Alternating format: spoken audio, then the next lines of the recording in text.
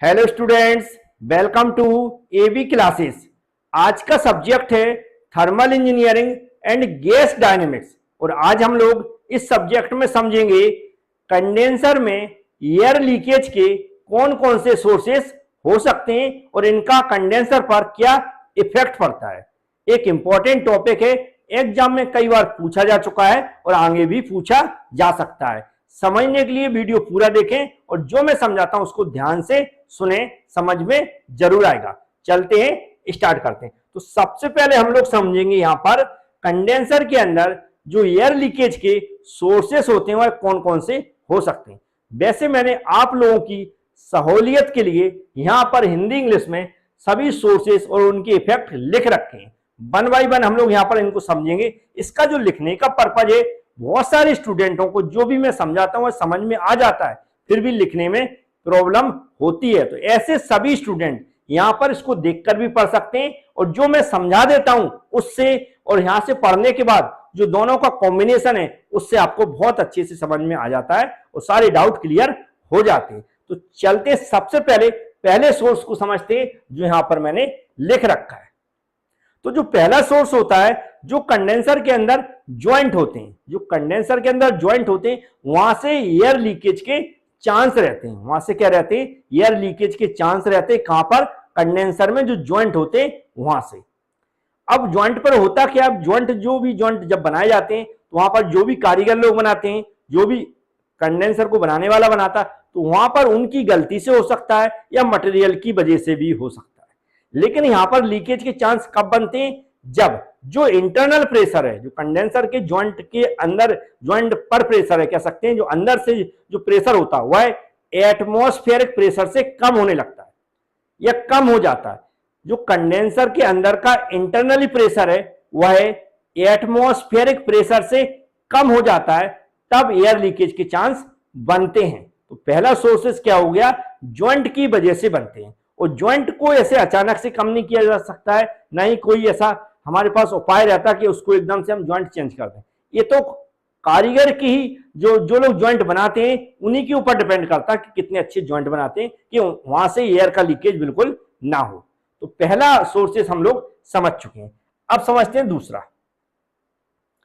दूसरा भी यहां पर लिखा हुआ है, तो ध्यान से सुने। दूसरा जो एयर लीकेज का चांस बनता है, जैसा कि हम जानते हैं बॉयलर के अंदर क्या बनती है? स्टीम बनती है। बॉयलर के अंदर क्या बनती है? स्टीम बनती है। जब बॉयलर के अंदर स्टीम बनती है तो स्टीम के साथ स्टीम कहां जा रही? कंडेंसर के अंदर जा रही। कहां से? जो हमारा टरबाइन है वहां से टरबाइन से होते हुए स्टीम कहां जाती? कंडेंसर के अंदर जाती। कंडेंसर के अंदर ही कंडेंस होती। लेकिन कंडेंसर से पहले जो स्टीम है, कंडेंसर में जाने से पहले उस स्टीम के साथ बॉयलर के अंदर से, बॉयलर के साथ ही उसमें एयर मिक्स होती है। क्या? एयर जाती है। अभी बॉयलर में एयर कहां से आती है आप बोल रहे होंगे? तो बॉयलर में जो एयर आती है, जो फीड वाटर होता है, जो बॉयलर में हम लोग वाटर भरते हैं, जो बॉयलर में हम वाटर भरते हैं, उस वाटर के साथ एयर मिक्स होकर जाती है। वाटर में एयर साथ में जाती है, फिर वहां पर एयर साथ में रहती है, वह स्टीम में कन्वर्ट होता है, स्टीम के साथ भी एयर आगे जाती है। तो ऐसे ऐसे स्टीम के साथ में वह कंडेंसर में पहुंच जाती है।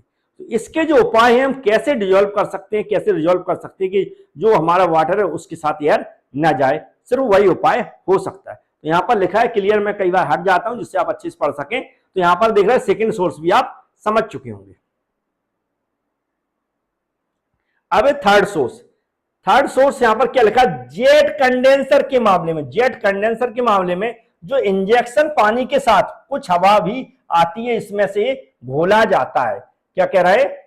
किसमें? जेट कंडेंसर के मामले में क्या होता है? जो इंजेक्शन पानी है, जो इंजेक्ट पानी को हम इंजेक्ट करते हैं, जो पानी को इंजेक्ट करते हैं, उसके साथ बोल रहा है हवा की कुछ मात्रा अंदर जाती है या जा सकती है। तो थर्ड पॉइंट था जहां से एयर जा सकती है। तो ये 3 पॉइंट है, इंपॉर्टेंट पॉइंट थे। तीनों को आप याद कर लें। कई बार एग्जाम में क्वेश्चन पूछा जा सकता है, क्योंकि पहले तो पूछा गया है, आगे भी पूछा जा सकता है और सिलेबस में भी लिखा हुआ है, आप देख सकते हैं। तो पहले हमने समझे सोर्सेस। अब हम क्या समझेंगे? इसके क्या इफेक्ट हो सकते हैं। तो वन बाय वन हम लोग समझेंगे। ध्यान से सुने। यहां पर क्या लिखा? कंडेंसर में हवा की मात्रा बढ़ने से, कंडेंसर में एयर की मात्रा बढ़ने से, किसमें? कंडेंसर में एयर की मात्रा बढ़ने से कंडेंसर का दबाव और बैक प्रेशर बढ़ जाता। क्या समझ में आए? कंडेंसर में एयर की मात्रा बढ़ने से कंडेंसर में जो एयर चली जाती है उसके जाने से क्या उसमें दबाव और बैक प्रेशर बढ़ जाता है। क्या दबाव मतलब प्रेशर बढ़ेगा और उसका बैक प्रेशर बढ़ जाता है। इससे प्राइम मूवर में किया जाने वाला उपयोगी कार्य कम हो जाता है। क्या समझ में आया? पहला पॉइंट हमें क्लियर हो गया है कि कंडेंसर में, पहला पॉइंट क्लियर हो गया कि कंडेंसर में एयर की मात्रा बढ़ने से क्या होता है, उसमें दबाव बढ़ता है और बैक प्रेशर बढ़ जाता है। दबाव और बैक प्रेशर बढ़ जाता है। इसके दबाव और बैक प्रेशर बढ़ने से उस पर इफेक्ट क्या पड़ता है, ध्यान से सुने। इससे जो प्राइम मूवर में जो काम होता है, जो ये वर्क करता है प्राइम मूवर, उसमें कार्य कम हो जाता, मतलब उसका वर्क डन कम हो जाता है, कम काम करने लगता, वर्क जो कर रहा है उसका वर्क स्लो हो जाता। तो पहला पॉइंट आप समझ गए होंगे कि क्या होता है।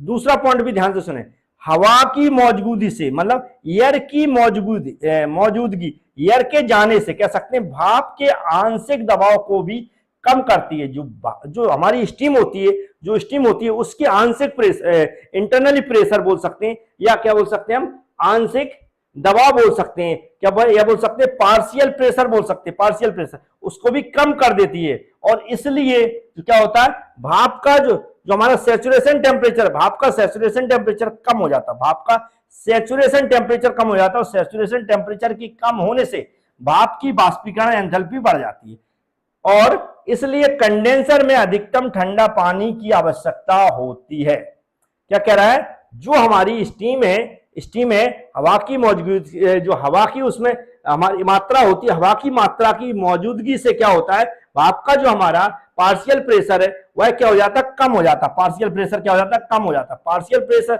कम होने से क्या होता है कि जो भाप है उसका जो सैचुरेशन टेम्परेचर कम हो जाता है। क्या होता है, पहले क्या हुआ, आंशिक दबाव कम हो जाता है एयर की मौजूदगी से, और इससे क्या इफेक्ट पड़ता है, जो हमारी स्टीम है, स्टीम का जो सैचुरेशन टेम्परेचर है वह कम हो जाता है। क्या हो जाता है, स्टीम का सैचुरेशन टेम्परेचर कम हो जाता है। और सैचुरेशन टेम्परेचर के कम होने से स्टीम की जो वेपोराइजेशन एंथैल्पी है वह बढ़ जाती है, और इसलिए कंडेंसर में अधिक ठंडा पानी की आवश्यकता पड़ती है। कंडेंसर में कंडेंस करने के लिए अधिक ठंडे पानी की आवश्यकता पड़ती है। तो दोनों के दोनों इफेक्ट आप समझ गए होंगे। अब थर्ड इफेक्ट समझते हैं।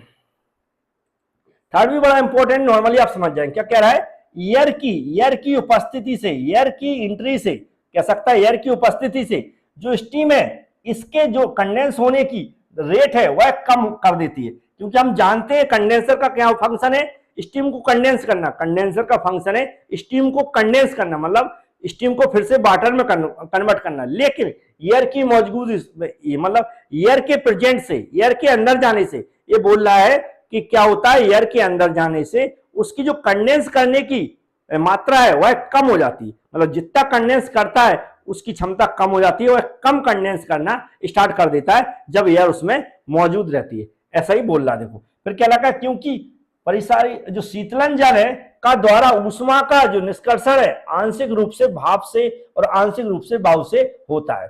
कैसे होता है, जो हमारी हीट का एक्सचेंज होता है, जो हीट का सर्कुलेशन होता रहता है वह कभी एयर से होता है और कभी हमारा वाटर से होता है, इसलिए यहां पर ऐसा हो जाता है।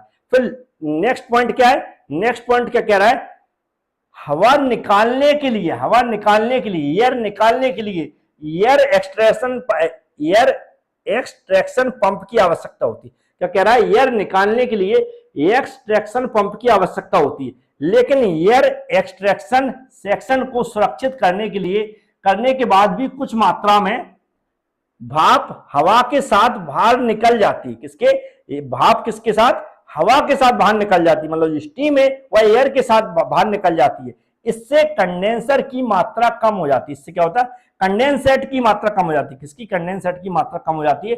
इसके अलावा कंडेंसेट को कम ठंडा किया जाता है, जिसके परिणाम स्वरूप बॉयलर में फीड वाटर को अधिक गर्मी की आपूर्ति करने पड़ती। क्वेश्चन में यह बोल रहा है कि हम जो एयर निकालते हैं उसके अंदर से एयर निकालते हैं, तो एयर किससे निकालते हैं, एक्सट्रैक्शन सेक्शन, मतलब एक्सट्रैक्शन पंप से निकालते। किससे, एक्सट्रैक्शन पंप से निकालते। एयर किससे निकालते, एक्सट्रैक्शन पंप की आवश्यकता हो। लेकिन ये बोल रहा है इससे हवा निकालने के बाद भी क्या होता है, कुछ एयर की मात्रा किससे, स्टीम के साथ बाहर चली जाती है। कुछ एयर की मात्रा स्टीम के साथ बाहर चली जाती है। स्टीम के साथ बाहर जाने से होगा क्या कि जो हमारा कंडेंसेट को कम ठंडा किया जाता है, इससे क्या होता है, उसको कम ठंडा किया जाता है। इससे होता क्या है, जो हमारा फीड वाटर है, जो फीड वाटर है, क्योंकि बॉयलर में फीड वाटर में कैसा चाहिए, नॉर्मल चाहिए या उसका टेम्परेचर हाई वाला चाहिए या गर्म पानी भेजते हैं, क्योंकि अगर वह ठंडा हो जाता है वाटर और ठंडे पानी को हम बॉयलर के अंदर भेजते हैं तो उसको अधिक हीट की आवश्यकता पड़ेगी, तब उसको गर्म कर पाएगा। तो यहां पर क्या हो जाता है, एयर की मौजूदगी से क्या हो जाता है, एयर के प्रेजेंट से क्या हो जाता है, वह वाटर जो हमें बॉयलर के अंदर फीड करना है वह ठंडा हो जाता है। ठंडा होने से क्या होता है, फिर उस पर इफिशियंसी उसकी क्या होती, कम पड़ जाती है। किसकी इफिशियंसी कम हो जाती है, बॉयलर की इफिशियंसी कम हो जाती है, क्योंकि उसको अधिक वर्क करना पड़ता है, अधिक हीट की आवश्यकता होती है वाटर को गर्म करने के लिए। तो उम्मीद है आपको ये पॉइंट भी समझ में आ गया होगा। नेक्स्ट और लास्ट पॉइंट है, यहां पर क्या लिखा हुआ है, एयर की खराब ऊष्मीय चालकता के कारण, एयर की खराब ऊष्मीय चालकता के कारण वाष्प से ऊष्मा स्थानांतरण की दर कम हो जाती है। क्या कह रहा है, जो एयर प्रेजेंट रहती है, जो एयर प्रेजेंट रहती है उसकी जो हीट ट्रांसफर का रेट होता है, क्या होता है, हीट ट्रांसफर का जो रेट होता है वह कम हो जाता है। क्यों, क्योंकि जो पुअर एयर क्वालिटी होती है, कह सकते हैं पुअर थर्मल कंडक्टिविटी एयर की क्या होती है, पुअर थर्मल कंडक्टिविटी होती है एयर की। क्या पुअर थर्मल कंडक्टिविटी मतलब होता है हीट को जो एक्सचेंज करने की जो उसकी कैपेसिटी होती है, जो क्षमता होती है वह अच्छी नहीं होती, हीट को एक्सचेंज करने की क्षमता अच्छी नहीं होती। जब अच्छी नहीं होती तो उससे क्या होता है, हमारी कह रहा है वो जो हमारा हीट रेट है एक्सचेंज करने का वह कम हो जाता है। इसलिए किसी दिए गए कंडेंसर के लिए ट्यूबों का सतह का क्षेत्रफल बढ़ाता है, इसलिए वहां पर क्या होता है, फिर जो कंडेंसर के ट्यूब होता है उसका एरिया इंक्रीज करना पड़ता है। क्या करना पड़ता है, एरिया इंक्रीज करना पड़ता है, जिससे अधिक हम क्या कर सकें, जो भी वहां पर हीट एक्सचेंज कर रहा है उसको कर सकें। तो समझ में क्या है लास्ट पॉइंट में, कि यहां पर क्या होता है, एयर की जो एयर प्रेजेंट होती है अंदर, वह जो प्रेजेंट होती है वह इसकी जो हीट की एक्सचेंज की जो क्वालिटी होती है वह अच्छी नहीं होती है, थर्मल कंडक्टिविटी अच्छी नहीं होती है, ऐसा बोल सकते हैं। तो थर्मल कंडक्टिविटी अच्छी ना होने के कारण वहां पर जो वह एयर प्रेजेंट है तो हीट को एक्सचेंज अच्छे से नहीं कर पाती है। अच्छे से न करने के कारण क्या होता है, जो भी उसकी मतलब एक्सचेंज करने की क्षमता है कंडेंसर की वह कम हो जाती है। कम होने के कारण फिर से हमें बढ़ाना है तो हमें क्या करना पड़ता है, जो ट्यूब्स हैं उसके एरिया को बढ़ाना पड़ता है, ट्यूब्स के एरिया को बढ़ाना पड़ता है, जिससे क्या होती है, हमें और अधिक खर्चा की आवश्यकता पड़ती है। तो ऐसे हमने क्या समझा, यहाँ पर एयर के कौन कौन से सोर्सेस हो सकते हैं जो कंडेंसर के अंदर एयर जा सकती है, और उस एयर के जाने से हमारे कंडेंसर पर क्या इफेक्ट पड़ सकता है, ये यहाँ पर हमने समझने की कोशिश की। उम्मीद है लेक्चर समझ में जरूर आया होगा, और एग्जाम में यदि पूछा जाता है तो जैसा मैंने यहाँ पर लिखा वैसा भी आप लिख सकते हैं, जैसा मैंने समझाने की कोशिश की आपको ऐसे ही समझ में आ जाता है तो वैसा भी आप लिख सकते हैं। Thank you.